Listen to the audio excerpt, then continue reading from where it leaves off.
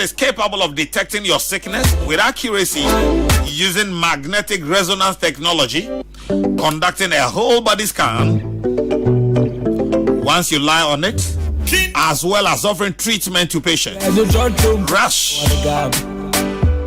Rush now to Amen for effective and affordable medications. Walk through the valley of the shadow of and inshallah, you will be treated to be part of the many people who are out there giving testimonies about Amen Scientific Herbal Hospital. We are located at Accra, Tommy, near Straight Flat Down, Lashibi Klagon near Ashamananda Bridge. All branches of Amen Scientific Herbal Hospital in Kumasi, Takrade, Nkoko, Tamal Bolga, Hohoiho, Bebiani Enche, and Koko are in active service.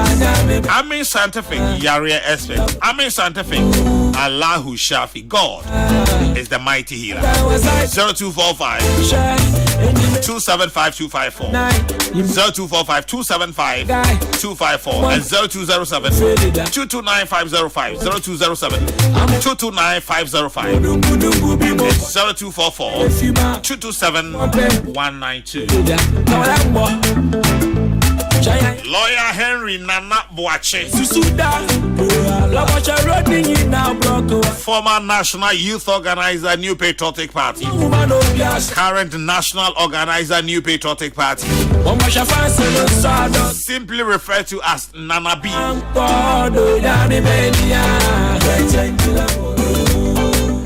Uncle Kwesi Pratt offers say Nana B marching. Nana Yao, me use for. Now what is saying? Creating Pondarama ordinance was a the radiasi, that's a pass when you want that Jano pays so. And now save the judiciary demonstration. Ekoso, na udianimu pa na oshishe ya said you may ekoso na enra. The Alamo Hen Sana Kono. Oh, Yamiadaroma, Enra. You better Yamiasi. Enra Ghana for. P. Cassia na me mom de no kwasem na me say Ghana for BP but me ho dream no I was overwhelmed by the numbers.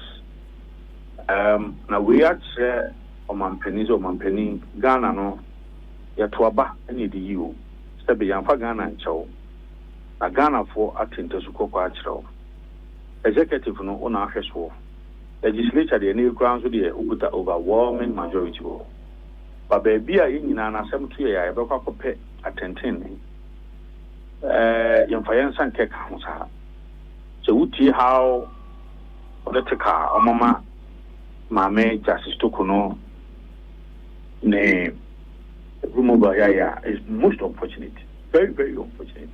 He, with you, Mamma, the oh, I see in Katia, your Pamanavi, the events where I have a pump, electoral commission, I come home.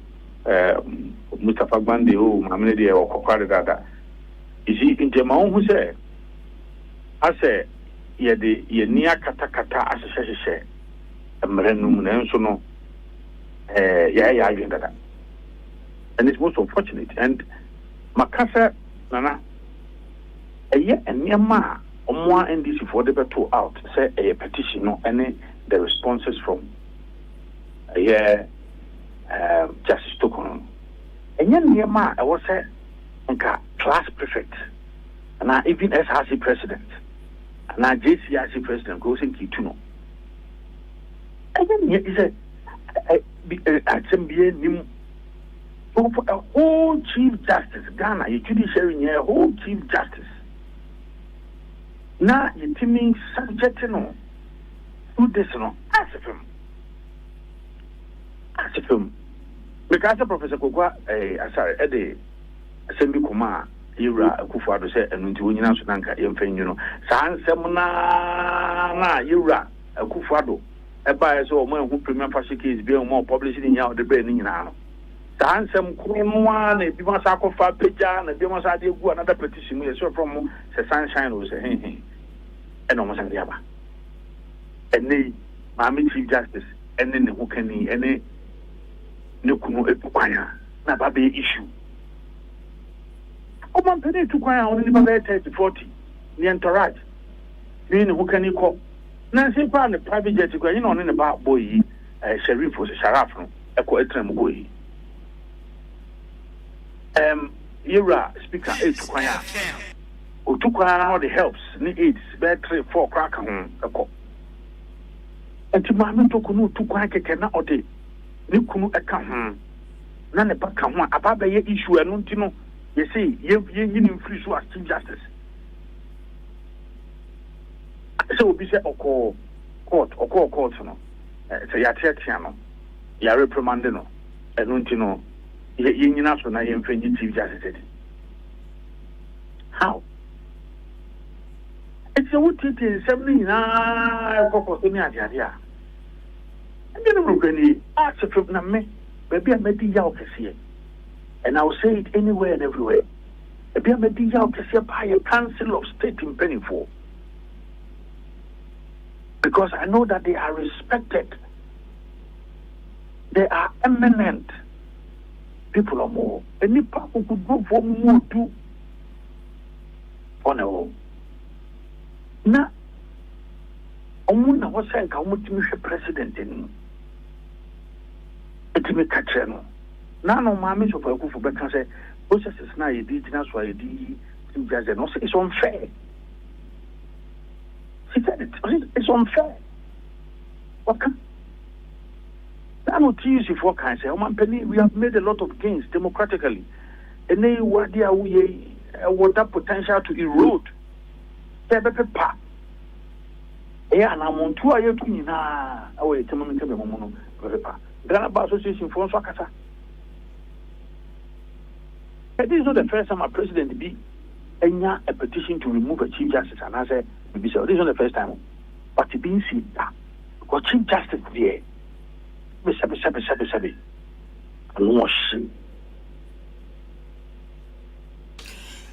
for us to wake up now, Now, ebi aka say, as a MPP for more year do you say. Political party. Coalition of politics. No, let me correct you. That be incorrect. Asema ebi aka na mimi bisa wasem. Ebi say mo ye duebo kire say. Mo abreso. Sa 146 kro ye amampani so gina so a wo de unsuspended chief justice. Sa 146 kro no na mo so mu gina so. Ebi yi Charlotte Osei edi. Edi yi fencing Superior Court bi temuafo edi. Na se sa bre na eye say ya de 146 no edi sa mpanifo de a aden na edru maame toko no so de enye say ya de sa 146 kro no a ewe no nana me see educate Ghana for Charlotte say apenso asambe ne course wa e mo bi petition here Charlotte say etimi bo ni deputy Kromfo deputy say commissioner so ye Kromfo omo kontokwa wo ha twetwe omo nantini we si we ye Kromfo we si we see procurement breach, we see we koto we and number kwanso, we see we have from Braway, or Motra or Contokwa. Nana, and you will be in the Kumanchu, or Yakun is in Tikojatrema. It is a more head intimacy, we should not be comparing apples with oranges. Sabi, 2%, your head and Kokrokoo said, just to Kono. Sabi, what time she can be a D, or could we add ye be? What jet them would dear? Case be a buyer, Crampono, what jet them would dear for doing with dear tia. 2% can be busy and getting at the tin and get to go present Casasim and Quebec. That is why I'm basing on some of the issues here, Piaba. No matter Piaba now, and this for not able to do more canoe. Oh, yes, or since he had grew baby a tree grass. As I can't someone near can you may find just comparison and a article winner you see in the article Debbie. Omun penifo no more was abresto. Madame Charlotte say was in the deputies air Kromfo. Deputies to say ye penny air Kromfo. I can't simply be the Tiao and eventually petition by. And then no one kwa woman in a so. So don't see it can't see me. They get by and Kayabo. I'm going to quote this on Crano or Jia Demudia or Jib Bribe Nampa evidence for your Zampa with Jessica with the man. I do give you the gain that. But based on them, the political commentary around cost one. dangerous. Because who tell this for answer my the idea more Kenya can I say or much they use keke. Send a bear make us any eye because any young said and you say Brand because to common area or my dream putting and say near Diacosi and Petri. Never quite we are and say my man if you see you know. I'm come on moving now. I'm come at Doma no more Kenya. And here I did shall see I did now. Then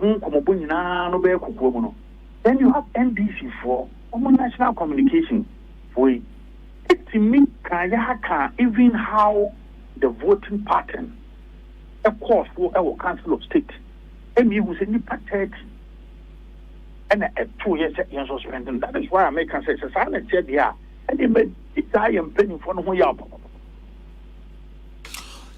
They are even supposed to advise and look. I mean, looking at all of this, now a whole Chief Justice, Abby, okay. But almost said, and I'm happy that this mammoth demonstration again attention locally and internationally. I'm very, very happy. Now, we are going to announce series of activities, series. Mahama Wadarama said, why do you put this out on Sabaka? It can be any attention, you will never have peace. If you want peace, govern. Show your calmness. Governor. But say, I never boo on my men, Yedikaka. As I dream, Ponzu, Tribuso, because now, Mama is there, cannot question we're losing the principles in our opposition. Say, you will Kufado. Appointed judges to a program partner, a mere replacement, a black retirement, and you replace your home. And you buy, now walk, I say, you will put the ceiling top, no, or number 15, no, by no mere 13. What picture number never 18? At the court 20, would 7 other come in just 4 months or so, the administration. Would 7 other come? So, where's your principle? Our principle now, what can say? A Kufado party court. A Kufado party court, no. And you know. Okay. Do you justify it and it's all your buyer with just a stroke of pen? You have appointed 7 the Supreme Court. Say, I've been put it, you want to seek a judicial interpretation of Article 62. Say, you can't say, Obin court 2 times, I will say, you're continuous. Now, the end of the day, and you're continuous. Into half you was a banner, was a better now continuous there, and your boy. As I've been putting out to name you. Now, for a bishop suggested, say, a beya and Casabria, Yaka say, Mameno, Yati committee say, and somewhere Yadiatonosono. Committee and him, the entire committee in the Jumanwe. Committee no be no, Yebehu, say, Asemno, saying in our swom, and then in our zone him said, more canoa. Some I mean say committee you know say enyina so bia ni asem no e de ato no so no a obekwa akwa na adwuma. No, yeah, position kwana say nka ba bia bi kwa ni can say true. But they admitted near working. Say see the way they have bastardized the entire process. How much proceedings in our court abai mo penifo kasa e make a predetermined findings out of it. I would agree with the Ghana Bar Association. Say, then the matter, also in the public hearing, also in the live telecast. We have a bear as someone. Say, but in any case, say, if Chief Justice and Casansono make application, say, I want this matter to be live. In public hearing, no beer one. That is fine. And the one as a so can be. I think that the committee, yes, I don't know will be the BBC because. So if I somewhere calls for Council of State appear petition, a bam call for so my intercepted I come with some AUC or radio station, any TV station they are. So if a course says any a and I'm also the other two. Live telecast no beyond because the public interest in this matter is huge. But a constitution also says the same way saying so in camera and yet live in camera no for the home some about yes, the process in camera. Nobody will some about Bontin to the effect, Crown, saying a council of state for Grand Puto, to Abano.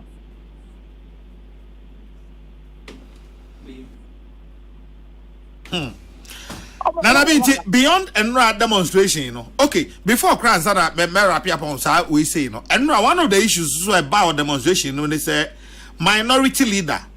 Wakobo police ni ama police for crack on safari ni say no police ni no omeboa for hwe mu o se nya no kre anya no kre ba in fact police ni no mum na o no enura ye koye ni omo de omo mental barricades bi e dey protected parliament house anymore ye no kana me mewuro the near train leader by presentation. The leader Ebana will group be a fire and Yamana Paho, which I have on Faho. So the policeman was looking not all facing Parliament House. For 10 years, was a leader a room, which is a one, you may say, once be out the man who was leader. It was heavy. My leader at a point, a slow kaka, we had to take him. I'm not going to relax. You security post to Kotana, not bench bureau, a Kotrasoka cancer. And everybody saw how a policeman was appointed. So I'm surprised how they see video be about video and say, you mean, won't be.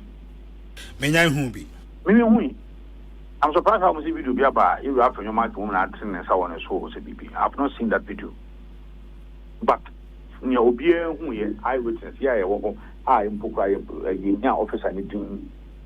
Even the superiors need to dare not try to even apologize on his behalf. No, on no mum, maybe I know where so who knows where he thought say he wants to enter and upon chance. It is a you command obi bra video a chere say leader and power punch police officer na. Na say na okay. And I make one video na me then you understand it. About video no man me because me who here on what necessitated that. So was it a couple leader protecting who boy that me who be? I've just heard me who in fact made it to a platform where I think come one. You are. It people that work one. That be made them who but me say we no be or sa video no. Said the Ghana Police Service that can some more video no na omo dey send one. We'll discuss it, and I don't have a problem with that. But what I'm telling you, the minimum here was just a point from the policeman that we even stabilize leader for some time. That is it. I have not seen the video. Me who video be and I mean under what circumstances a video no. Yeah. Me who we can discuss it. But I'm surprised. Maybe say about because I'm not paying here. That is why I may make kind of account now. So. Yo, wow, offer. Enemy nso me wofa man prat oso om wachen obayamen kan obayamen zanti mi shiao the fro I want but for the me fro we are fro wofa na ze o ya hye ho bone ya fro wofa na bi ya se no pen bacho mate yo Henry Nanaboache national organizer NPP ono ene no etwetwe sa enkomo Kokrokoo dwumadie no aso egusu a utie ma yemfa seda Emma healthy life omo ene de happy delight ena afei kina farmer omo so e de APC abedwa so ye fa seda masa nwumakue na afei ye ntoa nkomotwetwe no so said you bet me a check in a farmer APC in Sunti and why yen sakuma uti paiwa frakina farmer akuma APC kaka hawa akuma APC sisiarie wa posunu no mpemu na ya oya fever ana wona me ya emu bia kina farmer akuma APC ebe ye firi ho nyemum na nuachi na enkoi dia kuhu doctor kina farmer akuma APC eyema obia ya wadi emfiedunsia 16 years dekro happy delight food you swashilala chichi soso afrana pa epe pashu breakfast and was in woman don't happy delight food juice against with toast cereal and even them cool and we you mean a bread and fifi most of fridge man happy delight fruit juice one of one and you be epe metiba relaxing way wano when you say what a chamado. Happy July fruit juice. Offer no pay we are bringing you all day long on fruit juice. I'm happy July. One different flavors, different size. You number 1 liter. Number from 150 and 250 ml. A baby healthy life shows on your supermarket. Happy July fruit juice. Loaded with taste.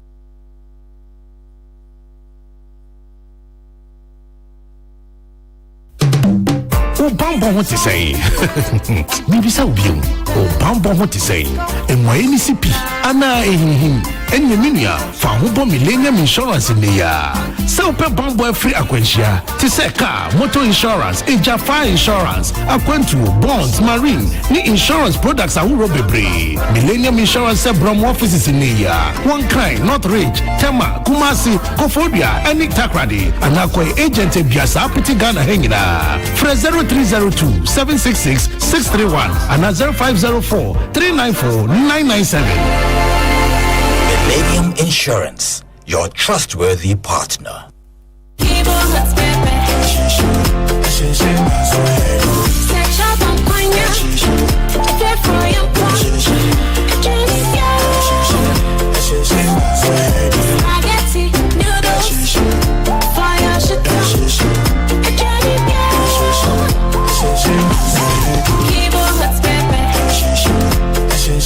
New Kibo Hot Pepper Powder.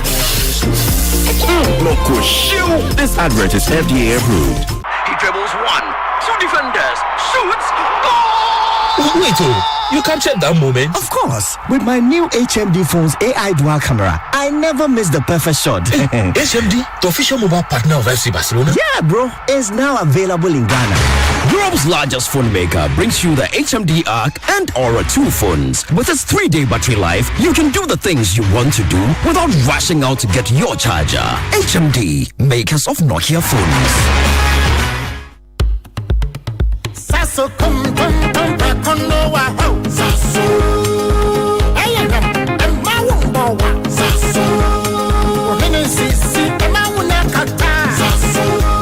The crowd so me kuma tum tum pako. Sasso. Continue with it. Sasso. Sasso. Sasso. Sasso.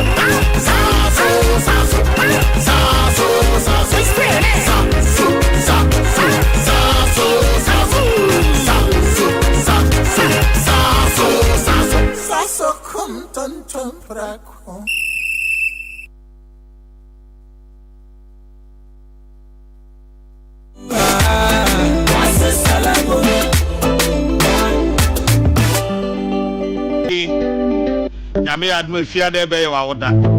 And Honorable George Mrekuduka. Okay, mama be 5 minutes. But I'm someone chair my bian san ma call me offer any empany for so 03022487872579 9002579001 03022487872579 9002579001 na menko ahomano eso. Hello. Hello. Yes, madam. Pacho,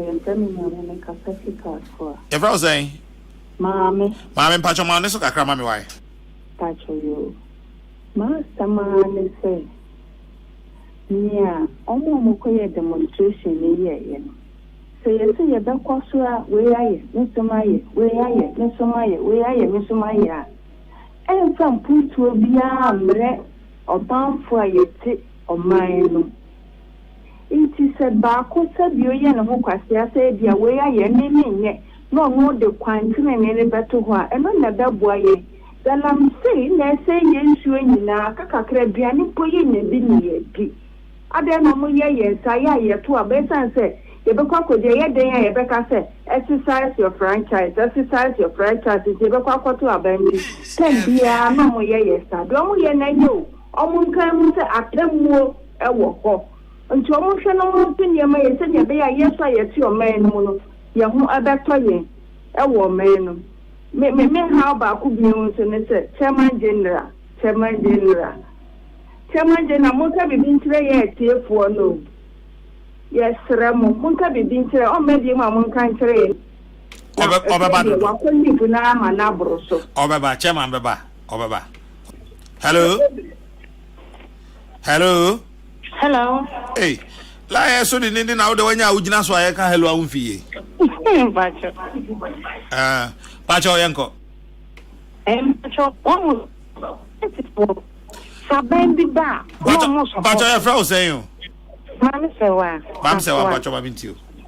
Once a police phone say abendi ba no support to abendi. Now demonstrators now police ni wo ko bo demonstrators. Nya sa. You say your memory you. And you cry. Politicians right no we and the time crowd. She said Randy Abbey. Or you be a think I only cocoa mushy. Yes, Kokrokoo board. Any madu. Say, peace from Shadia brother, only cocoa musa. Send the person and call more than the Kokrokoo board. No China cocoa for an maybe a cocoa farmer. No politicians, into President Mama, some old Chienia, Oma, any man who uncle that cocoa bodano. Obia on Crania on cocoa the other. No so uncle cocoa board, uncle CEO. And that's. Hello. Yes, sir. Good morning, Naya. Good morning, boss. Pacho George Boatine Kasi. Yo, my name is Kokrokoo. Pacho you. Miss Sophie, make me a call. Chief Justice Assembly so. Me Pacho I. Mr. President Mahama. On share near Air Cosu. Siciano, economy, and why you think commodities, food, inflation, Mr. President Mahama. To Abama. Waba. Yes, so you will how I want economic challenges say one and yet Chief Justice accept. Chief Justice Assembly no which you want the court to both for no almost case private fashion case for why what you do a year no it wouldn't do it wouldn't President Mama they need here a man who second time I want be near why you know and you are ministers when he say code of ethics no I know that we here and the economy over tackle no the commodity I just no buy thing high inflation prices you tell me the sell critical the market and then yeah ubaka the real ubaka the scano aja utimi to big ejani come ejani buy a dia eti bosume me ensa pe president Mahama buy na aduane boa ye dia ye ntimi ntoi no yeah the patopa market tomatoes and the tomatoes pay a year 1,500. The point is how Mahama I think Marty George me da say ma me fa last one na fi me ko studio na me ko bon komo hello no kase yes sir yeah la teacher in kase for the coffee town la ya bon tell mame me chewa chifu ya me chewa na imeyen for how kumshi don boy duni ukami chamai ya me say na ya ye nyina egitu mi se Ghana for ato aba ama ye papa do mama ye besere no se adia oyele me misuruma Ghana ni businessman bia se yiti constitution ni kire sapo na odi ne saka and the 8 years 4 years you know ebeba ni se Ghana ni bia ni aban benyama so bia no ne ka be yedene because atene or tihono na ya obisuru na dwuma ho wo hwe abaya yetu ye ya wankasa na ya mahwe social media ayi trend ya wo ka se mampani se police msangili panyina ho no so ba man contract o ma no ntimi ya dwuma wo hwe sa na mana papa ni nyina na oba na dwuma ho ban anything apato no nyama bibiri sisi ye nti e kan nyina bom na nindia mu kire Ghana fo na ye besere mankasa o ma no contract o me say Sabre na Dr. George Akufu dampare wo ho no na ase obetena ase obeko enti se obema na ko a onka obema na tena so a onka na obia hu se aha eneda me position no na ye good suggestion enti ye kan nyina boma se ye ni se yɛbɛtie di Judicial constitution ayɛ saa na obi so ba obɛtae ɔmampanin na ɔte akonnwa so na timamni a wakɔka ne nneɛma ba aban bi kyikyiri ne nsa no ne nneɛma kɔka mu nti yɛbɛsrɛ na tɔ so mmienu yɛbɛsrɛ MPP4 sɛ adeɛ a ɛkɔ so no yɛbɛsrɛ Ghanafoɔ mpanyinfoɔ nyinaa sɛ MPP4 sɛ yɛgya yɛntwa yɛ ho bɔ no yɛwɔ radio mmienu wɔ Ghana ha na yɛwɔ yɛfi sɛ yɛyɛ kasa yɛ station na yɛ station a yɛtwa yɛ ho bɔ yɛ ho saa no tumi no Ghanafoɔ amfa ma yɛ nti sɛ ne yɛbɛka yɛn ho abom ama Ghanafoɔ de tumi no ama yɛ no ɔno ɛna yɛhwehwɛ nti yɛbɛsrɛ sɛ yɛnka yɛn ho mum na yɛntumi ngye tumi no na Ghanafoɔ ti aba mu MPP ti aba mu a ɛna Ghana ni ho tɔ no na yɛmekyerɛ wo na wadwuma pa wo yɛ yɛmekyerɛ papaapa medase yaya electrician memfa ofrefo bia ebio Richard Ahiagba director of communications New Patriotic Party and me offer man practice so e wa say anope Angriji Kadna Martin enia na what is say me hu ye pa no ma hu demonstration no ese no na mete ha ye Kokrokoo na mre wo mu anka se oba anko se so ma hu no me be dey ho o da go see the demonstration there say a luta continua demonstration bi na hu dey say a luta continua democracy na wa prayer na fa na aba obi be se o say no nka se o be kai ho but demonstration bi na hu dey mini but demonstration o demonstration dey hu ofa so pa pa jo me ofa wa bre aha woni dey me ofa wa bre woni dey ka be dey ya adwe ba say ma bre na nya demonstration dey ka it aligns with your principles pa kada ba bedase pass onye ho adaja no pe man brat yes sir master over marching ye nuamini over na ho ye de apomu de ye de radiase Anrichi kada me woni ma mienu e na wo mi table no so anopai save the judiciary demo and asset declaration said the NRA Mampeni launch a code of conduct for government officials no nim the opposite what they started in the next 15 minutes me tio kada ba ko no de enimu ho no asset we no diversionary tactics nti no ye nka wasem me wie second no na ebre ho ha ebeka no hasem but the game in town akwai say faso na my democracy no team dia ankwesi no mo ankoku ba kono ni penifo bibiri ekon ye ma Fourth Republic AGC ho no ano na ye toa ankwesi mo adwuma so na ya make sure say democracy amo bre ma ne ba ye no President Mahama na mo bi a wotu no kebia se obese no na nka omobra omobere nyina ya abaye kwa ana ese ye ntra ho mane nyesa because edwuma omoye no esom yebo enti etise bote so enra ma before makoma asem so no kana ma me akonya kakra na menda leaders ase from the minority leader, the general secretary of the party, national organizer, all the officers of the party, the leadership of the coalition coalition of political parties are coming together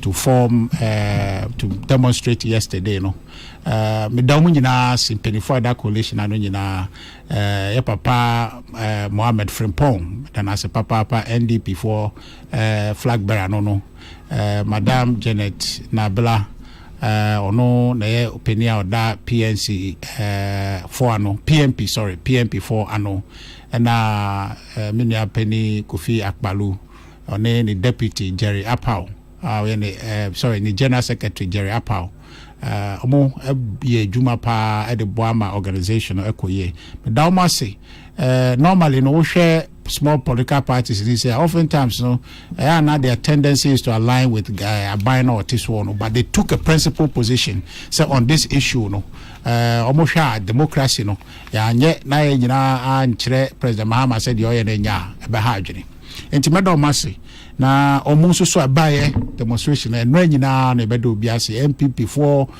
across the country showed great spirit omo amba no de brano no omo frese ekosen etisen anyway enwumre anajo no ye pon free ho no na course na people were happy no ma bi o ho anka metumi aka ne ne but benka ye twen president say petition the man no obema ya ehu bibi say ehu bibi a those other declarations no beba na ya kire say Ghana ye ni abre say ye pese democracy ye but this fourth republic no ye de betwa to okra na Ghana a democratic country na history chirima babeka try a first second third but fourth one in there omo nananom de osie ye oyo ma democracy ebe ye Ghana chefa enti medo biase sakwa no so na mewie no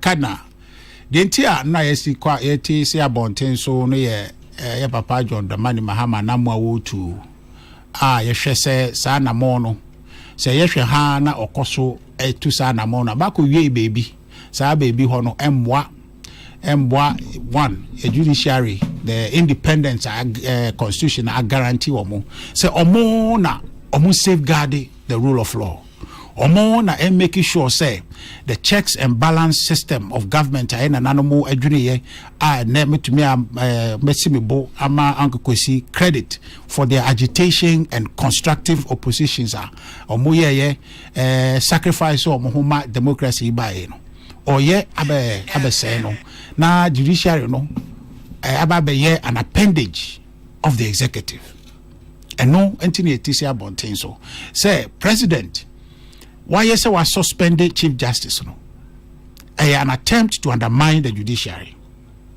One Oshe GBA4 resolution aba clearly say emrano President Mahama wanfanye eduma until the attempt to the suspension of the Chief Justice no is against the constitution until you demand and they say on train side and sign now on koso and making sure say the effort to remove the Chief Justice on CZ until say the process will comport with Article 296, which is the burden to be impartial and fair, and the other matters outlined in Article 296.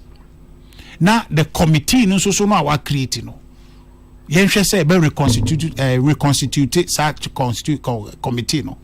Now every element of doubt our manfo etimu and bias in that committee no ye free ho and submit to me ISRD way enti eno abutaya this teacher bonten so no na ye ade a very noble useful for our democracy na enyina so bebre ho the entire uhu number no a uhu na bonten so no there was no any coordinated effort sir to bring people out.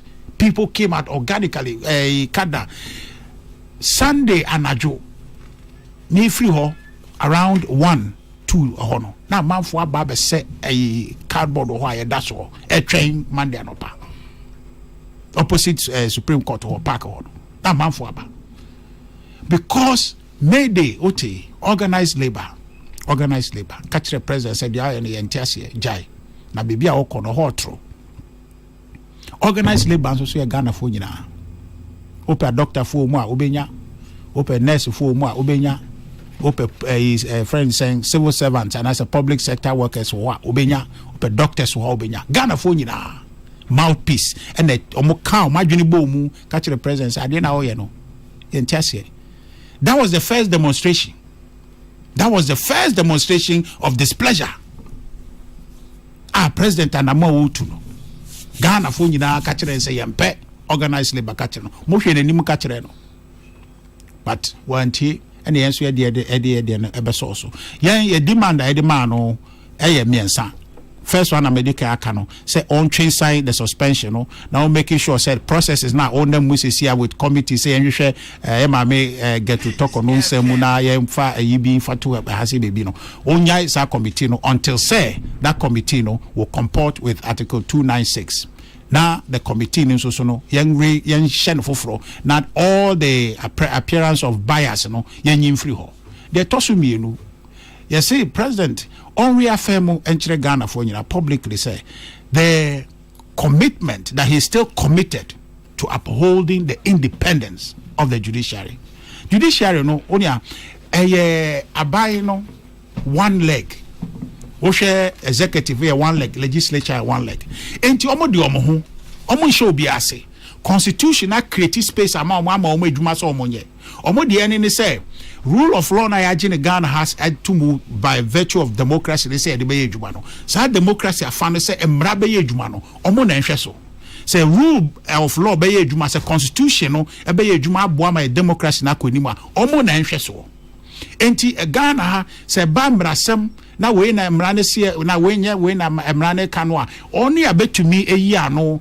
na esi judiciary for oda no chief justice enti omo so ye adwumaku ana say dia bebi aye wo say kana ona ote mic na no na chinchim nioma ba koju asante me be nyina na ofrɛ me na wo hinan say adwuma no den kana untumi nya say adwuma no ha ono so na adwuma no but ya wo say wo beji say adwuma na ya ahwa adwuma no one wontumi anye ana so otumi ye krampo no a eba be ye bakofo adwuma ahwa na afede ye say anopa ya frɛ kojo asante why ye production wa half we with the experience kan na betuma adwuma nyina nti kofie ana so de tenani mo ho amanfo ba aka che say you are welcome na afede kad na beje adwuma no na ono nko a ne nanfofo nko na ode ba show no so mbe ya ade o so mo ya ade no de o mo basa obegu adwuma no enti no bia won adwuma enti judiciary adwuma ne say president o lead as executive no ye ma judiciary a check o sa de na o ye no ene mbra no ko pepe enti na de biara da president the letter bi beba e say o kotu constitution no kire nyina so say ade a me ye indicating to the executive judiciary ne say ade a ye ene constitution no embra enti no na o koso aye na adwuma but he would succeed in undermine the judiciary now. Then what you are doing is that you are collapsing the judiciary. Now, no, Kadna, obi anywa, obetumi stop president Libyo. Obi anyho, obetumi stop president in terms of governance. Obi anyho. Enti ye hu ni say anamo president etu no. Kwa kosi sa abren, sa empepe so no, a opese undermine the judiciary no. Enti ye ka kire ne say, ombrang be confirming kire Ghana for say. Still no he upholds the value that the judiciary is independent and as well no obe ensure say no executive president will overreach as to want to tamper with the judiciary said you know astati oye attempt to remove chief justice no esipen people thought about it efforts like that even President Akufo-Addo abresu yai but no president has gone to the extent President Mahama withdrew now was suspended chief justice. Obi Andrew Hoda.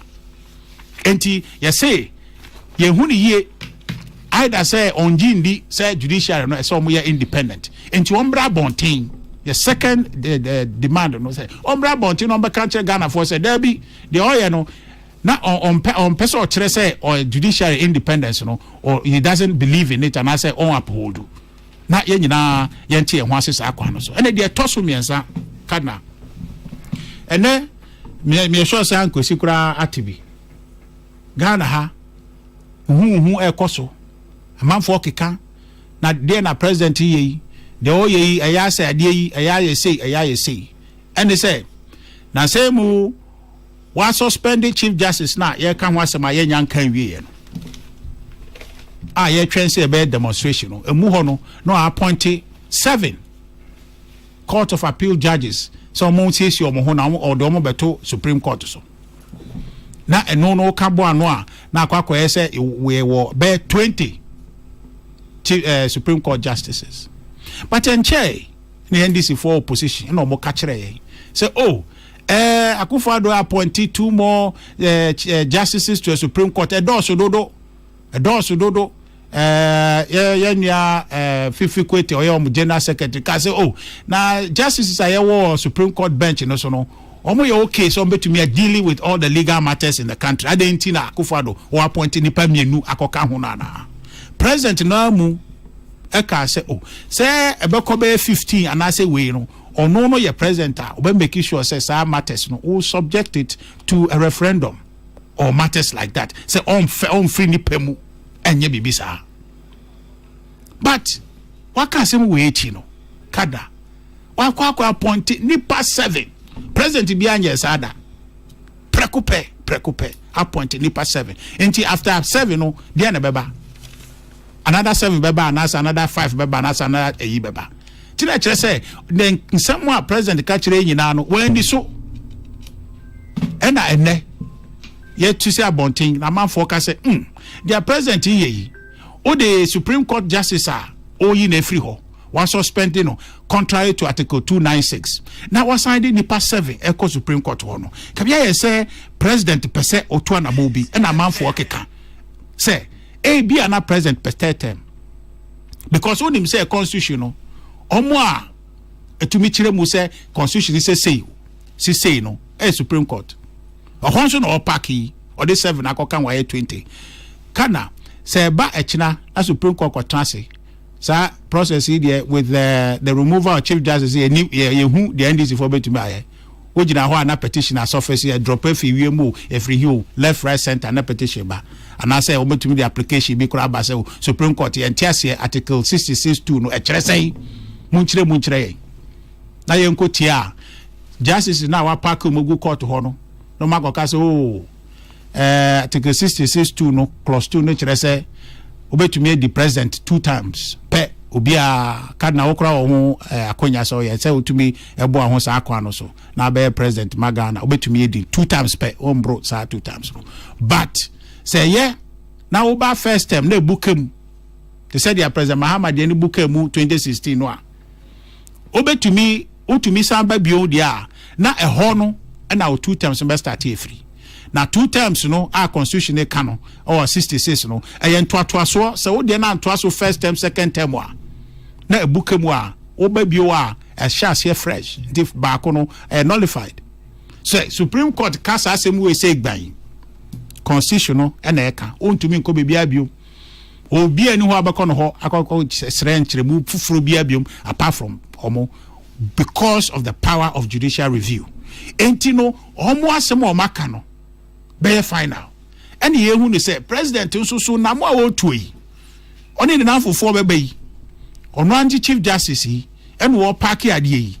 kwa akowie say application bi ba say this for the omo chere ho Supreme Court justice yi omo the application bi esa by a man for start say question be odi eni amasa akokuku ba mienu bi aba nti 5 applications nti ade be che ade be se bia no petition any application obetuma e bebre na omo de akwakosi Supreme Court say munchire ye and ye demand ama president say ye third demand in say president catch Ghana for say hu na ye titi say bia say na mo wotu na manfo suspect say na eko de bokwa ko wie ni no say open some open a judicial interpretation of article 66(2) no enye no kure na an cross o mind mpo da ana amma o tribu krampo say obetu sa na mo no enti sa manfo esusu sa omo ma omobonto omoyam na onye bibiara sa na then no ye nyina enya comfort say ade na yesuru no emma because apart from judicial interpretation of that article 66(2) now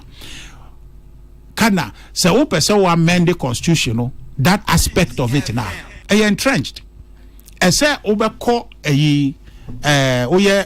friends saying referendum na Ghana fo nyina etoso aba after parliament has decided on it you need to put it to a referendum now say about referendum now you need about 40% of the voting registered voters to turn out no more turning out so you need a certain percentage about 70 or so of the turned out vote to vote in support of the amendment or to vote yes in the referendum answer what to me amended 66 clause 2 and only a very high the threshold very high and the possibility of failing no very high because Ghana hano obi agia to say 2 terms na you okay ama obako for na Ghana ye doso I don't know obako for ba betra ha say opeso ye president sa ato so na the constitution ta na chiri wo hwe Guinea Conakry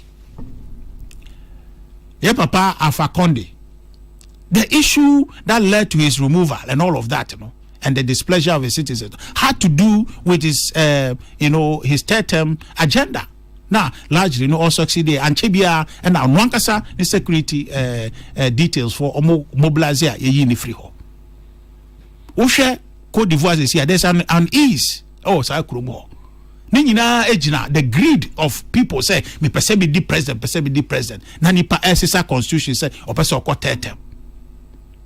Togo ha ade no hu kura hu na de kura maye no say no ababe parliament na vote ama president no enye timabo for the vote into Ghana Togo for no be vote for friends say omo MPs omo vote ma MPs we are na MPs na be select president and an say mu dia wa ye ne say or create ceremonial president and or no president no for na shigbe na ababe president executive president of ministers there be no.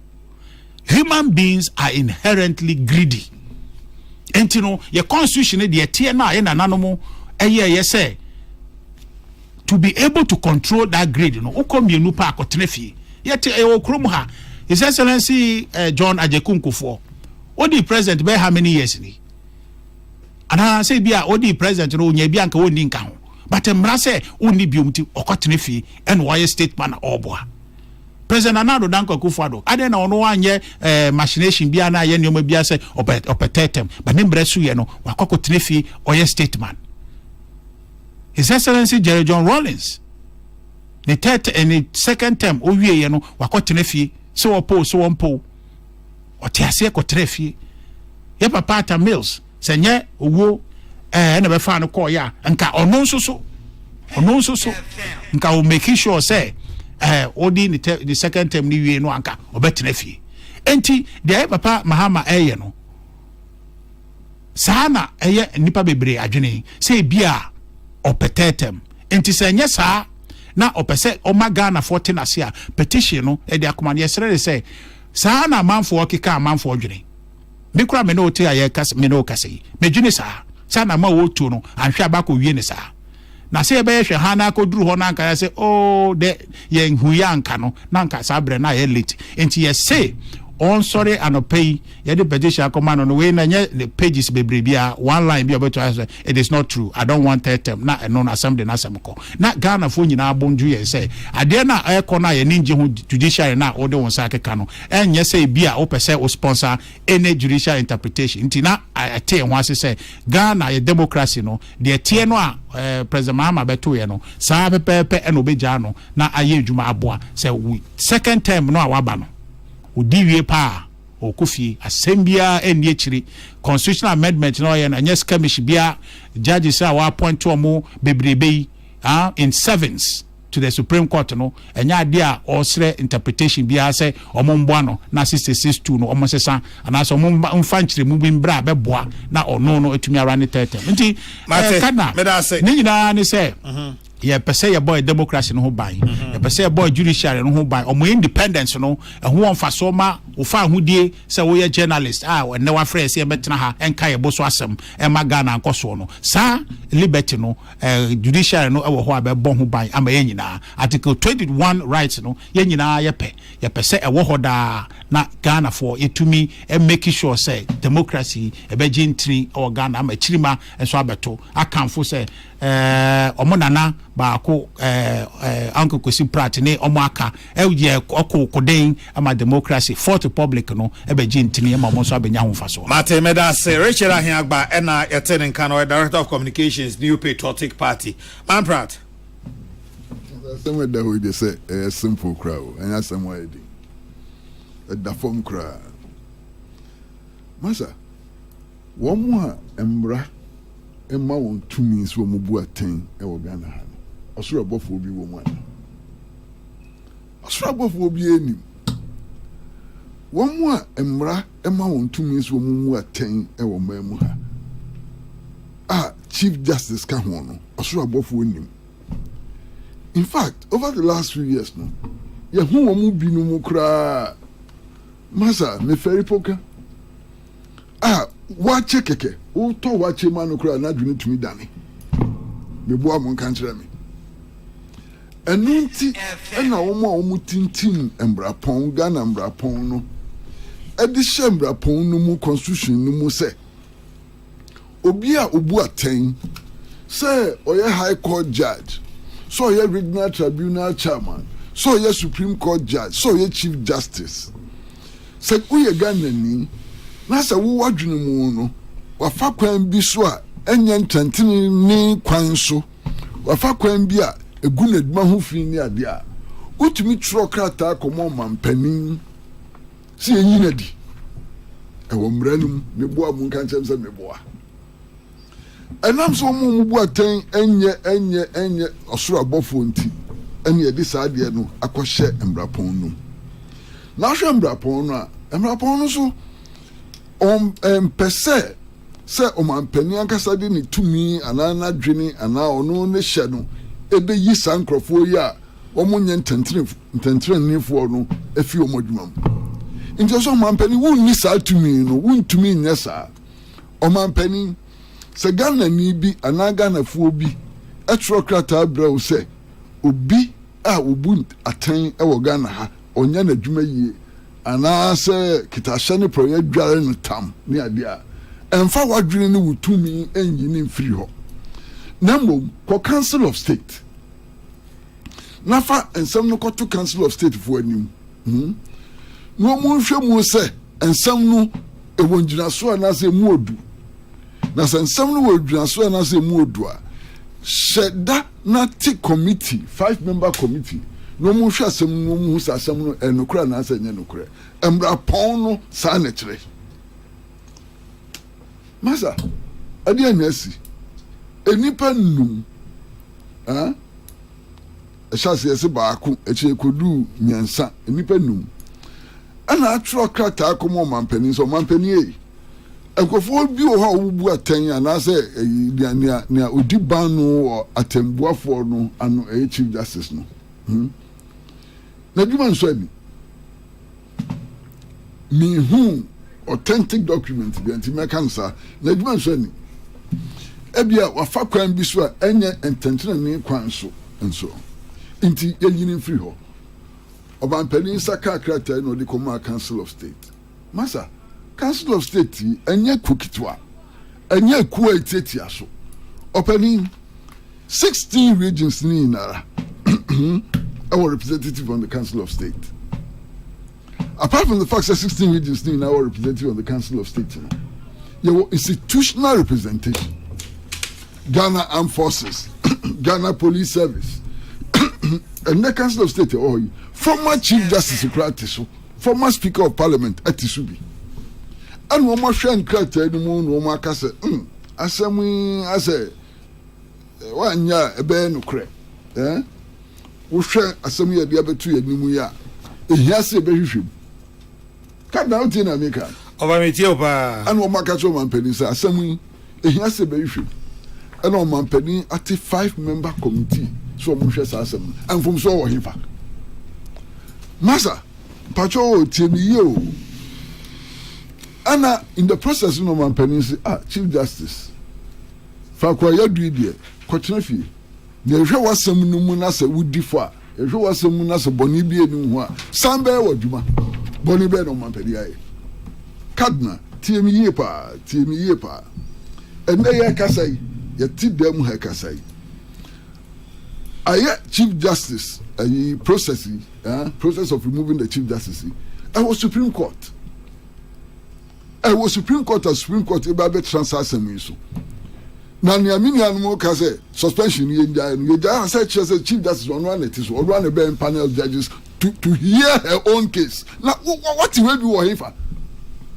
on my man so na active say chief justice no on the be panel judges to hear her own case if an amkoti we be open I can't understand me tia say nye sitting chief justice no ya suspending na cases a work court here na say back court with regards to her case no or no na ebe chere dia ja onko chere no any cases so mati what will be what him for the brain out will be there as you know no omagia boso dindindin and yes chief justice suspension no yenyi free ho obianka say chief justice no di for na so dipim omanpenin kasa yi council of state in kasa obiara nkasa say chief justice no di for na so dipim ya say 5-member committee no nie ko na ko ka wasem o ka wasem na so odi bi ma o be ka so odi bi o ka wasem na odi for o be ka so odi for na mbo in the meantime no enisa wu would not to me a wo na o che no nko chen wasem so no every hifa minti bi da na democracy to sanity Master Pacho yemfa no ntwe wansa minia woti hai minia pa o kasa no also ana organized labor kasa organized labor semen no kan Secretary General of the TUC na samo kan ya ni say oh ade e kosu yo man panin yate yetieti na mum kebeya ka be cautious the tree you can say yeah he I'm not just saying you want penny a caution be cautious don't just say you pay but what is the interpretation be cautious don't just say you pay na brofo yati brofo saying about go see pacho be cautious no meanwhile okay be cautious dupo keke no be cautious keke no kan no ade anchi na Ghana Federation of Labour statement me was statement me was say woman ni adwin woman hia enye woman adwin enoko kan tuis for be bria babo tia be ka say asem o kan no kra no omo mfo aso eno na mode ye masem amode ka masem masa enfa no ntu nche ansa yanko Ghana Bar Association as the Ghana Bar Association, yeah, no more for us. Ghana Bar Association, Chief Justice, no crack, and see suspended. Masa, decisions of organizations can be subjected to quality tests, and who send a mecha over tree. But the church, me, Mrs. C. Not Ghana, a lawyer for more Ghana, almost 5,000, and pin, 5,000. Masa TV. Actually, don't go among for so Mati. Omu Brusa, omu 8,000 lawyers, members of Ghana Bar Association, and our Ghana. Sanche Muno Mukoyen. Out of 8,000 members, no, 200 penny cost as you moon. Master Timmy, you out of 8,000 members, no, 200 per and a consume. Now 200 no consume, a do mirror. No mobile Chief Justice Samuno. No Muna Kofi 148 a coffee. O Moja Hoko, tell us some Ukraine here one Moja Hoko out of 200. And finally, no 52 members in the shire. 52 in the shire. Out of 52 members, no 47 out of 8,000. And resolution, I say 7 abstained. This is the quality of the decision. Meanwhile, Ghana Bar Association, as we see, one more statement bear 4. Every other statement contradicts the other. So, what is the position of the Ghana Bar Association? Edikan, Obian Kopa on Chow, Obian Kopian, woman about Bontin Becca say, a Chief Justice no. Process that didn't famu obian kana no ntu obian ka ho asam esasa asam no as a dibia ntu ka ho a prejudicial ntu obian ka ho asam omo na beka ye ne ka so mo beka sa the same Ghana Bar Association and on by no beka say omo de sanya nyoma ekodo o man panin so di article 146 no so a eno anu no correct perfect and I'm born near me can me woman can tell me Ghana Bar Association and the Becasa before Mukoya almost our second resolution the public relations officer of the Ghana Bar Association by Bontin Becasa any who cross a lawyer for as some more court that di hu bobo our Bontin and also me boy Ghana Bar Association public relations officers Bobeka to Sudan. And one a friend is saying, SAR resolution passed by 47 out of 8,000 lawyers. And Mokoye. Master, lawyer for Kukudam, Wagana. Pamebu Butin, Tadio sorrow no money. Omina Babeka said, Ghana Bar Association, yeah, in Jansobi anyhow. and Fambra Kwanso. Lawyer for Kukudam, Bebre, Abekas and Fambra Kwanso. Now, Article 146 now, a dear Dumano, and one yes, a dear Duma. Meboa Munkanchem say Meboa. I didn't hear no Krumhay. Massa, Denver Gather by Association, dear no, and Tuncheng. A day, Minia Hiagba. Speculation, dreams. And what's something I can say? The Bain or man penny John Dramani Mahama Bekache is all quartet term. No continue working for a man for Kika, a man for Sissi. None a man for Kika and almost a senior be a mother Kagana Kebet. A mountain I'm called demonstration. A bay a la braca. A banana some podi.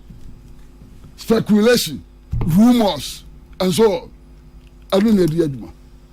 Master Cardinal, me pachopi, TME pa. Aha mi ti. Enye omampani Dramani Mahama pe. Sir, mi won kwana se mi tran ho cha. Me omampani bi obeka so sisa constitution wa kwete term no. Me ni be sie ni papa because enya depa. Enya DSC so. It is on penny John Dramani Mahama so beko tete ma ni be fie so pa ukrum ha ye man kwan man in tete. But so far there's no indication. So beko tete. Say omo ye constitutional review to beko tete. Abba iba na semumponi.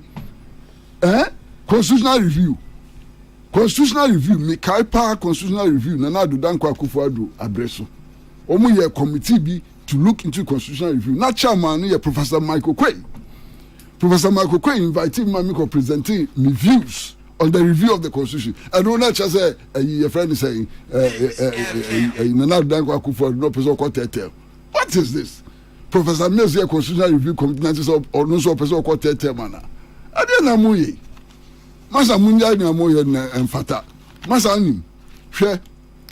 You sure say what he said in say we nim no what he said in Dr. Atta Kwabena Kennedy. You sure what he did? Chasing the elephant into the bush. Pastor say chasing the elephant into the bush. Oh massa, me that's it. No na adudan kwa Akufo-Addo campaign manager pa moi. Otro bibi, you sure what can be? Atta Kwabena Kennedy. Emu dey here.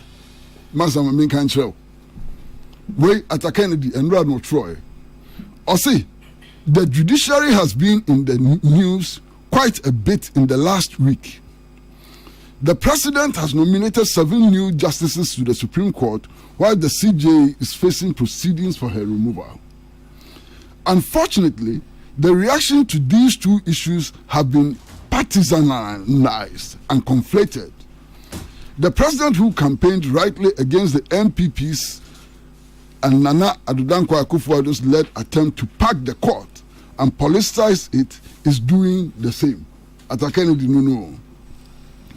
Regardless of the quality of the nominees involved, this initiative by the president will be damaging to the reputation of the court.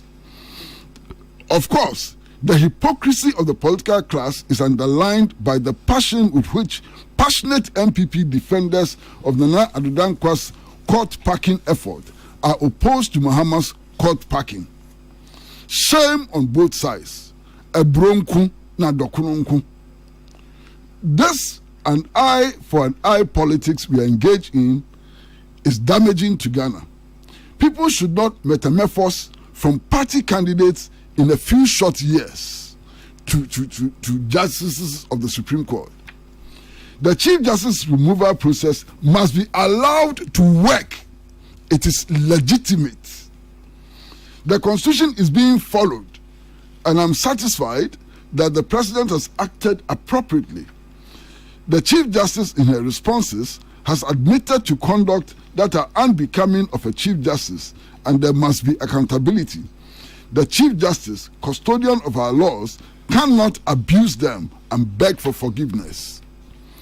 We can, as patriotic Ghanaians, be equally and firmly for the independence of the judiciary and accountability. Indeed, those who are for the independence of the judiciary should have condemned the conduct by the Chief Justice and her colleagues that undermined or appeared to undermine the independence of the judiciary. When we sow corn, we should not be surprised to see corn growing. Let us be genuinely for both accountability and the independence of the judiciary. God bless you all, and God bless Ghana. Atakobna Kennedy, May 4th, 2025. Eti enya no kra so obi owo MPP bia no ne ekoso yi omo tachi enkofo wo MPP no mo omo ntai ne ekoso no achi yati bebre wo maka omo no asem bebre nje nja ne ayeye no na se soro abofo ene ti Supreme Court ho ke beti ase ene ka untumi fa nsa nka wo mo ye soro abofo nyankopon enipa ene ti ho omo ye nyamedwuma ene ti ho ba ye wo evidence se soro abofo bi ni Supreme Court ho nipa na ti Supreme Court ho ade ne yi nti omo ye boni ma obi anfa de sanka ho ade asem na mo ken masa ye jai sansam yi kakra bi enko eni. What is this Richie Kana akukwesi me would have been catching akukwesi meba mame nti we say free on afa me ba in 5 minutes now while your submission here upon the Kana.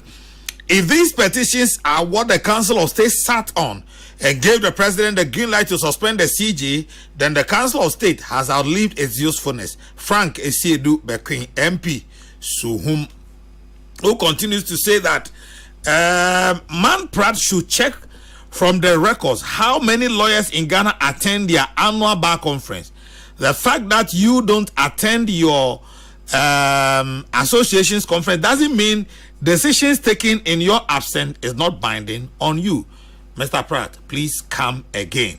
Honorable Protozoa, and what do we say to ask Uncle Pratt for me, who told him after Kennedy is still MPP. Someone who doesn't even vote for the party. Atake is more NDC than MPP. PK Sapon. Or the I don't know. Idi Mohayudin says, tell Uncle Pratt that it is settled law in Ghana and in all common law jurisdiction that the constitutional duty of a CJ in empaneling justices to sit on a case still holds, even if the case directly concerns the CJ. That duty cannot be waived. He should read cases like Akufo-Addo versus Kwashi Aidan and CJ, Chachuchi Kata versus CJ and AG, Kwenye Hia versus Acha, among others. Lawyer Idi Mohayudin. Nana Fredia Ofori Ata says, Nana, it is simple. Any mado for Cocoa Board, Randy for Accra. Nana Fredia.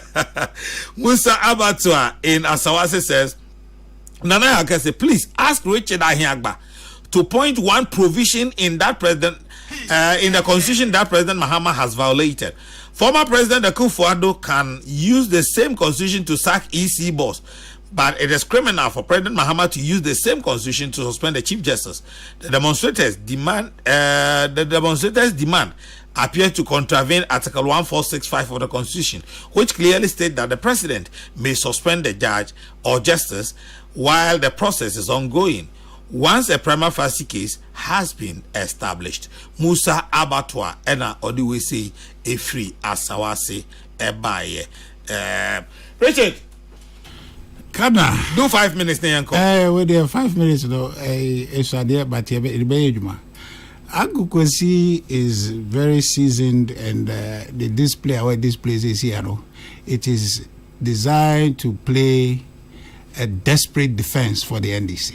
And I am scandalized. Masa, yeah, I take serious exception. No, but there's no other way to say. I'm not saying you are NDC. I'm saying exception. No. So I cannot express my views. But Senior, you should allow us. You say something. Let's also comment. Have expressed your views. I'm expressing but you just read Atta Kennedy as the authority that must be deferred to. No. Since when did that happen? No. Because after you said so, you said many people are in the MPP. Is that the Kennedy the authority you are deferring to? So please allow us to make our point. But you have made your point, Uncle Kwesi. You can make your point. But Richard, but it is unfair for you to do what you have done. No, but what did I say? I'm saying you are playing a defense for the NDC. It's the point you have made. That's what I'm describing. Not you. Richard. I didn't say you are NDC, Uncle Kwesi. No, but I'm not defending. I'm expressing my views as a citizen of Ghana. Okay, and you have to recognize that. Let me retract that and restate.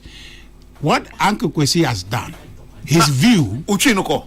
I'm quite fetch me. I'm going to see no cabro for na miss because Kana dia uncle say the defense the NDC needs. Why? But it's an impossible defense, an untenable defense. So defense yen fa nyeduma. One, yakwa ko two ya papa or your element on kai hu bio.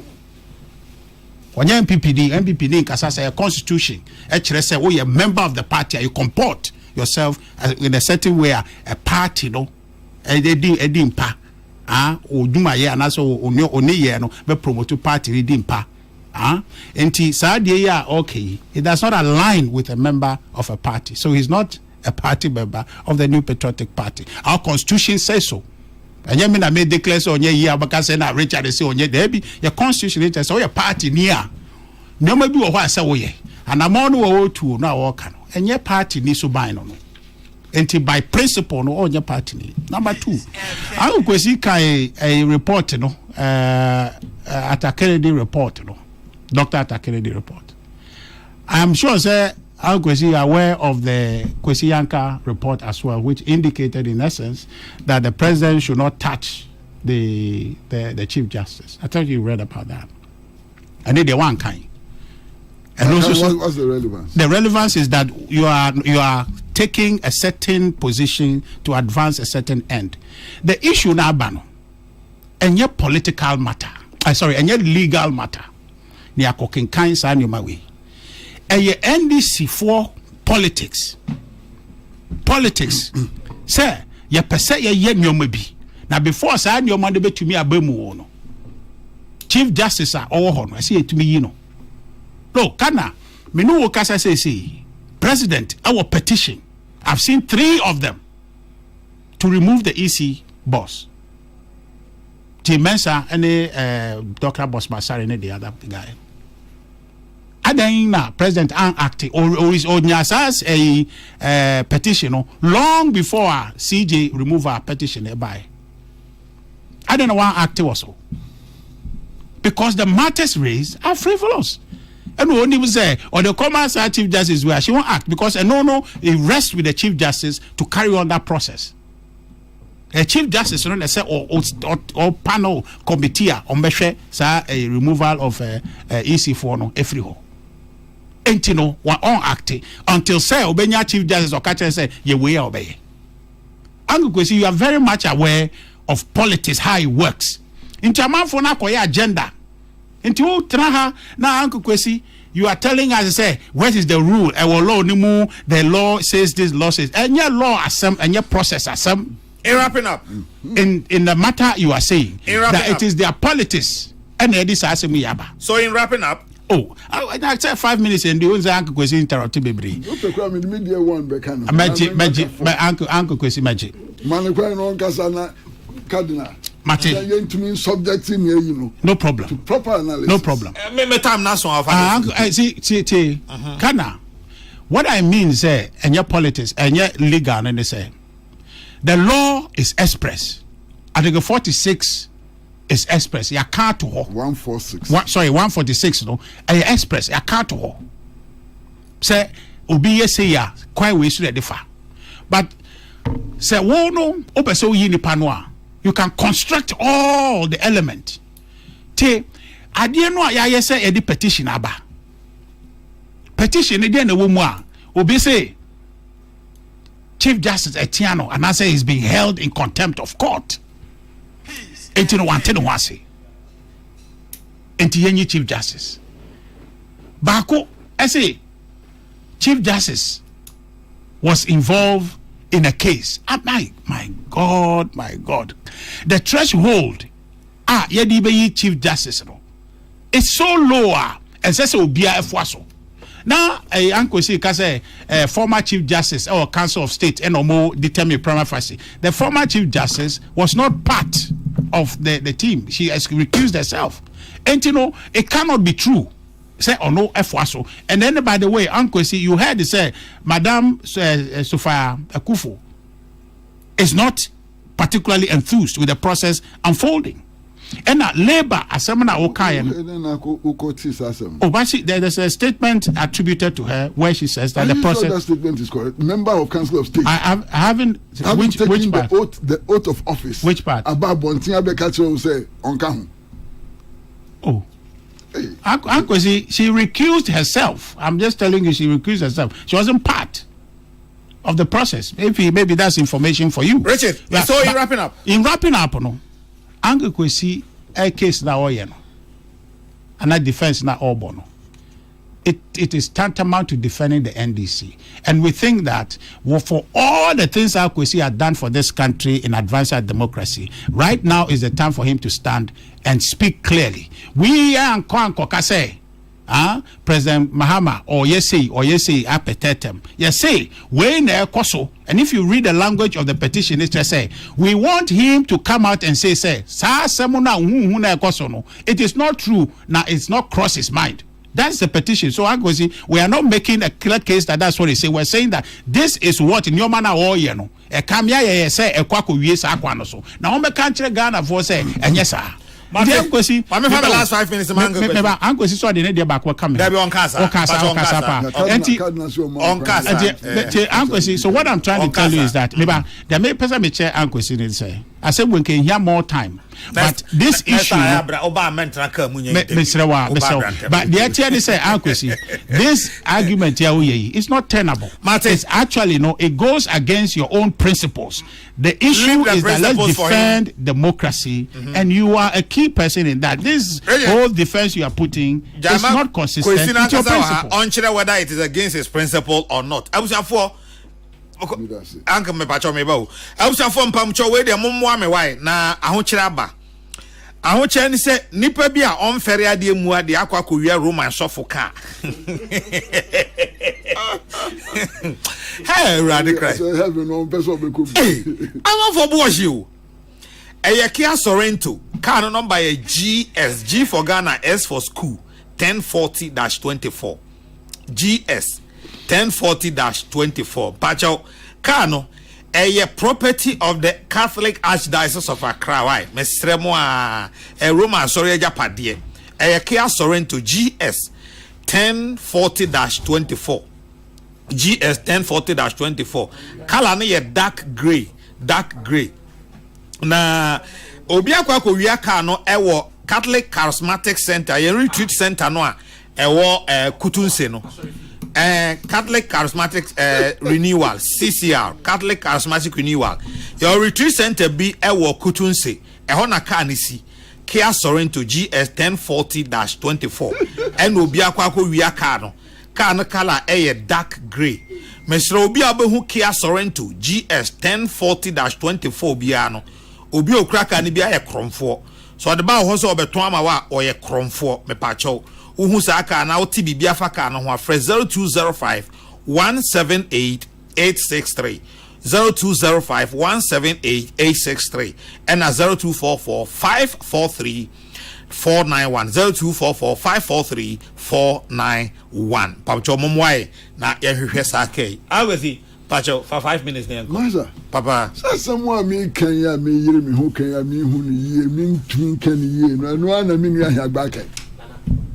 Asking your question is not about law. Maza.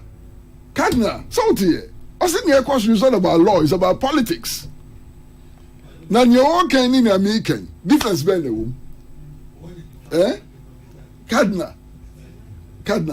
Here breaking and I'm making difference difference on people. Because you want to interrupt you be can now say macho. I don't know how yes rich there be also interject here man quite I come and interject here cabinet can be there no say David yes at this point I go say yes until judge at this point I me say about interject okay it's not about law, it's about politics. Near what can and making and so it's your pa.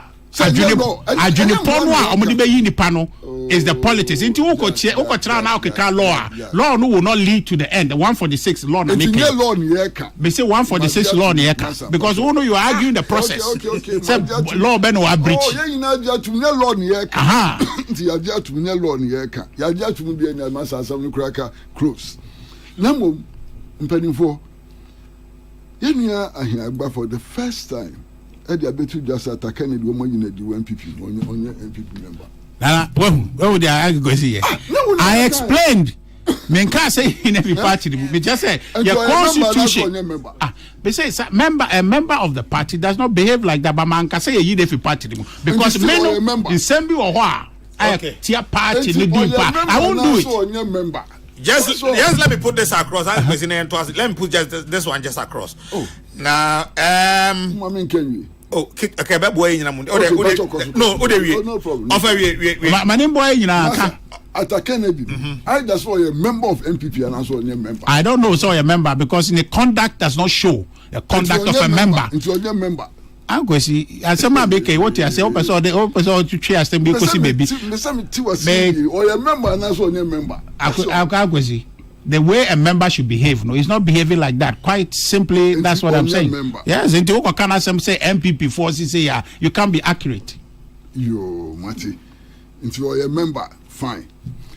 But I could be sure a kakran say, or say, Ubia through a petition akoma or man penny say, Chief Justice at Tianunti, Yen free. There's no such petition. Even you are publishing in Akroman Hubi. Oh, I'll give it to you. Pacho. Okay. There's a petition from a police officer who is a lawyer. Petition in Yasi Atiano, or say the Chief Justice arbitrarily ordered his detention, his arrest and detention against the law. That's the petition. That's the Chief Justice Atiano. And Tiano's room. On that same petition, Tiano's room, there are three things. Or say, after the ruling of the Chief Justice, or Tiano can send be after the judgment, no fee say a spite on him. And son of spite of him, no Nentia. There's a one dinny. One for one man saying reality. That's different from what Tiano. Man, Pratt. What Tiano says of your wife, Bonio, Casan, and him. Yes, you understand?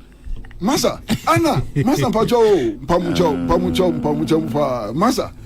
Some petition means an only petition of one penny. That's an only petition of one penny. The gravamen of his case. And he said, one, the Chief Justice acted arbitrarily and capriciously. And that the Chief Justice had no authority to order his arrest as Chief Justice when she was sitting as a member of the panel. That is the case. And this is Chief Justice Atiano Keke. Is it Yatia Sepa? Into when you Chief Justice? Me kase na me what you need the Chief Justice. And then you kase money support. Money me the 5 na Masan Pacho here. Me nua no na omo MPP no. Ebinum ti say me nua Ahiagba. Oh. Enche omsi o ni awu kan dia ni who support you NDC who defend the NDC. Masa ha me kura kapre. Peace FM. So assembly da ho na se NDC ni asem na eda mumi yanka se NDC ni asem na eda sa asna assembly da ho na se MPP ni na asem na eda yanka se MPP ni na asem yede ni enjoy sa tagging no because sa tagging doesn't help anybody. Now NDC is a political party. It is registered under the laws of Ghana. And so me a member of MPP a criminal offense. Massa, let us assume say me a card bearing member of NDC. Is it a criminal offense? I don't know where, sir. It will be and find saying me you could be the support to NDC. What is the offense in it? Yeah, but you took the offense. In any case, you took the offense. Nobody thought it was offensive. Because what you're saying is you not took true. The offense. So Richard, allow him to make his point. I am here allow him to expressing my view as a citizen of Ghana, entitled so to do. Yes, sir. I'm here expressing my views as a citizen of Ghana, entitled so to do. That's all I'm doing. Now, what the area or NDC or Kasama NDC, NTDA, what is the point? I'll question Mankasa. Masa, ya Munkansampa, yet me Dimochi, Akabia Mam. No, Uncle Kizzy. Now, I'll be trying now because of the Yakan and Yamra and your lawyer, politics. Now, person could do it. Somewhere Yakan, a constitutional legal matter, and Yakan. Also, say a constitutional matter. And a legal matter. Can but me one second, me try. I quite question was shed upon on person better as a matter. Yeah, can I mean to us? I'm going to see. Yes, sir. The idea to remove Chief Justice on the balance of this frivolous argument, you know. And you can say a political agenda or take it on the that's what we are. No, what I'm saying is the government of the issue, no, to remove the Chief Justice. Because Nipan was seen kete, so be you know, and the politics so be you know. Mrano, from so Mrano, no, I could see Richard, Pajo, Manu, and last one. Sir, Mudi Basse. Oh, and I'm sure the Chief Justice, the very chairman of Electoral Commission. Near than I'm testing. Minkasi and Koyi Electoral Commission chairman, Minkasa. Petition. Oh, I'm just informing you. Okay, wouldn't want me. But the American say, let us assume, say, Chief Justice Ayeboni, Minkaswa Ayeboni. Let us assume, say, 5-member committee no be who say Chief Justice Ayeboni. A fantasy in free ho. And I'm saying, say, say, Electoral Commission so Ayeboni or fantasy in a million free ho. As a man, I'm okay. Then now, no petition, and no petition, or why don't one act on no? Me news a petition. I wouldn't walk on. But me say, ye Chief Justice. Not say, is so Ayeboni or fantasy you know. Finish. I'll go see one I can say and Cassam pass them okay. As some assembly the whole Nimpa so Cassam Nafa. Petition me who petition. It's published in all the papers. You are media person. Richard. At this point, money and conclusion. I mean, to remove easy. Yeah, I can just show you right here. It's published on all the news portals. Go to City right now. It is there. I have copies of the petition. I know people who have petitioned the president not to even act on it. So this is out. Richard, I am shocked. Richard. I'm last shocked. one. What you hear? Uni one more with the petition come on man penny and Akufo-Addo say you Charlotte say uni mudi. Charlotte, minimum mudi. Fantastic. No. You try kromu ha. Emma, mo say the petition come o man penny Nana Dankwa Akufo-Addo say you Charlotte say.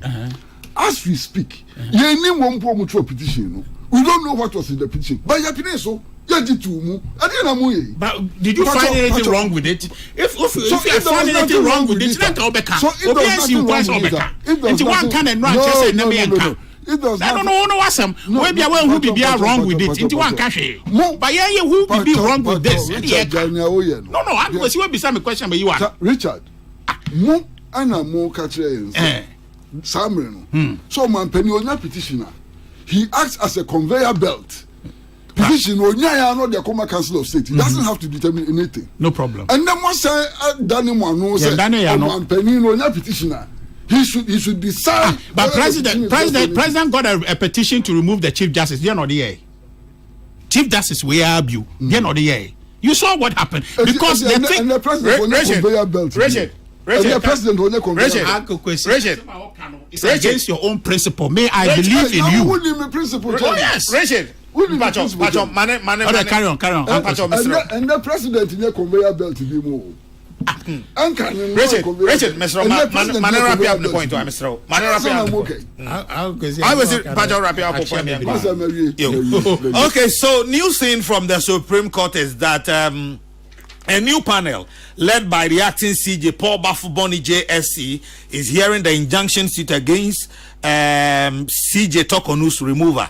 The new panel consists of Justice Bafuboni, Justice Henrietta Mensah Bonsu, Justice Yoni Kulendi, Justice Amadou Tanko, and Justice Endes Gawu.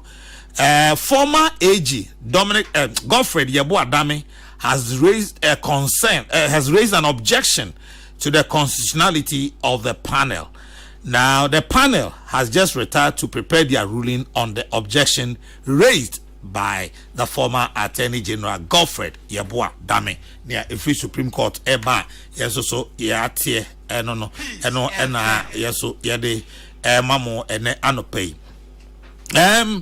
But most importantly, Asantemeura Otekokoso, His Royal Majesty Otum 482 out of Subino Otum 482 Ababu.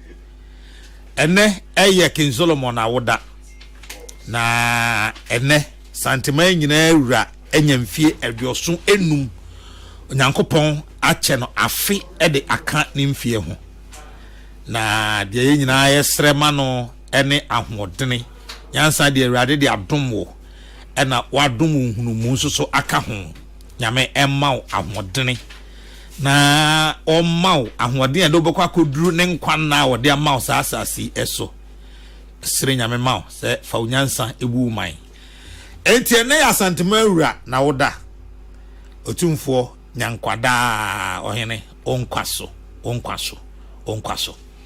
sanso na ene Inspector Patricia Owusua entry our National Police Headquarters Procurement Unit ene you are the bright in Tiamo so Trinkwa and afi ASP Mr. Frederick Tewiapon our Sotium Sotium District Command ene you are the oyere Inspector Betha Opon say happy birthday and afi Mabel Nana Ekia Amufawi fe our Leeds United Kingdom so and I would a happy birthday.